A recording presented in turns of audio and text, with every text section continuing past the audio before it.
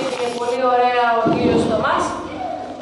Θέλουν λίγο χρόνο, έρχεται κάποιος σε 5 λεπτάκια γίνεται η πίτα. Δεν χρειάζεται να ανοίγουμε φύλλο, τα έχουμε έτοιμο και σε ανά πάσα στιγμή όποιος το πει με τυράκι, μέσα γέμιση, με ό,τι θέλουμε μπορούμε να τα σερβίρουμε. Εδώ θα δείξουμε τώρα πώς κάνουμε την πίτα. Θα την κάνουμε με τυράκι. Λοιπόν, καταρχήν, επειδή είναι ψημένο φύλλο, θέλει να το βρέξουμε καλά. Πολλοί παίρνουν ψεκάζουν. Δεν θέλει ψέκασμα. Για μένα, για να γίνει καλή πίτα, θέλει να βραχεί. Κάτω από τη βρύση. Τώρα εδώ δεν έχουμε βρύση, θα βάλουμε ένα ταψάκι εδώ πέρα. Θα το βρέξουμε καλά κάτω από τη βρύση. Παίρνουμε ένα αντικολλητικό τηγάνι. Μπορούμε να το κάνουμε και στο φούρνο.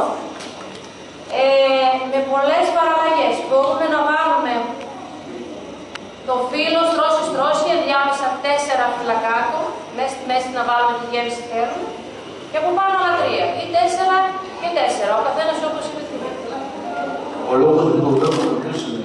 Ο λόγος που το βρέχουμε είναι να μαλακώσει, διότι αυτό είναι ξερό φύλλο, είναι να μπορεί να γίνει πιο νόσπιλη.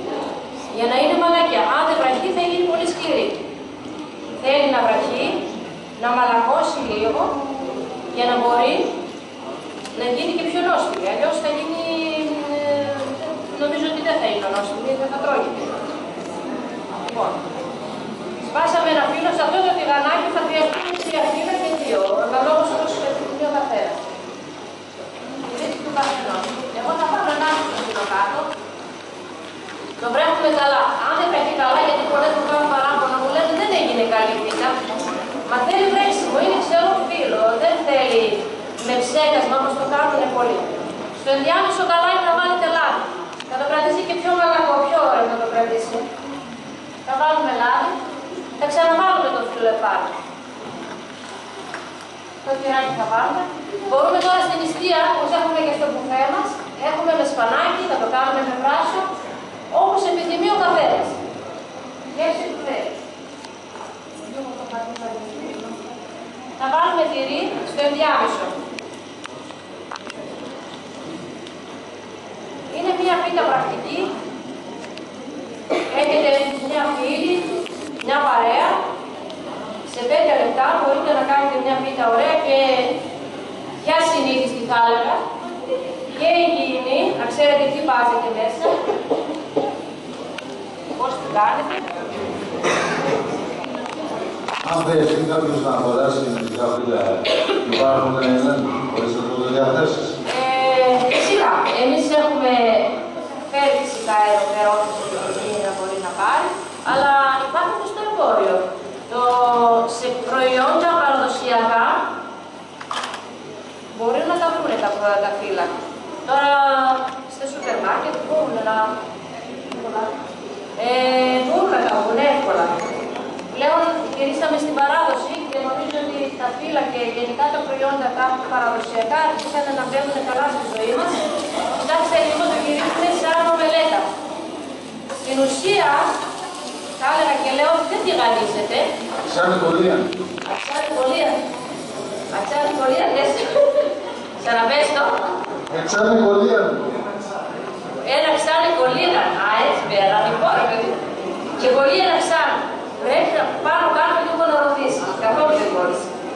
Πρέπει να ρωτήσεις. Όταν σπασμένα όπως τα βάλεις και είναι μία μάζα. Ναι, δεν πειράζει. Αλλά αυτό δεν το είπαμε ότι το σπάμε. Δεν έχει σημασία και άμα σπάσουν και άμα κάνουν αυτά μες στο τηγάνι θα γίνουν όλοι όμορφα, ένα σώμα. Εκολύγανε. Καλά, αυτό γιατί κολλήγανε.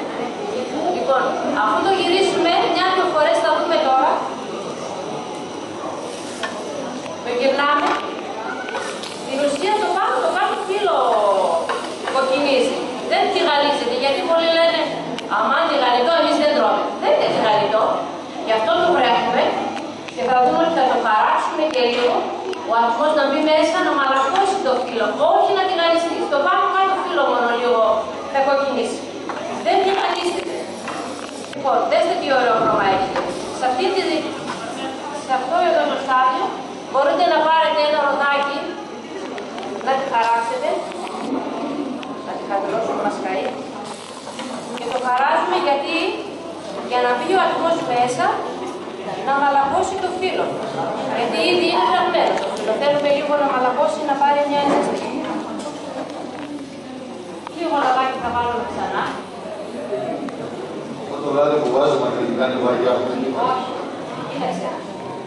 Στον πόντο, όπως είπε και ο κύριος Σαββίδης, είχαν πολύ βούτυρο, την κάνανε με βούτυρο. Τότε είχαμε πολύ το βούτυρο αγελαδίνο, δεν είχαν τα σκορέλια, με βούτυρο το κάνανε.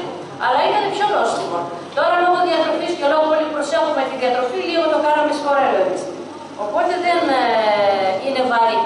Αν θα το κάναμε με βούτυρο, θα ήταν βαρύ. Εμείς το κάναμε ελαφρύ, γιατί προσέχουμε, το κάψαμε και λίγο. τώρα έφταει λίγο παρασύρθηκε. Λοιπόν, οπότε έτσι είναι μια πίτα έτοιμη. Πόση ώρα κάναμε, μετρήσαμε ώρα. Πόση ώρα, 5 λεπτά κάναμε. 5 λεπτά. Λοιπόν, έρχεται μια παρέα, σε 2-3 λεπτά είμαστε έτοιμοι με ένα καφεδάκι και είχαμε στο πρόσωπο. Νομίζω εντάξει. Η πίτα μας είναι αυτή. Μπορείτε και μέσα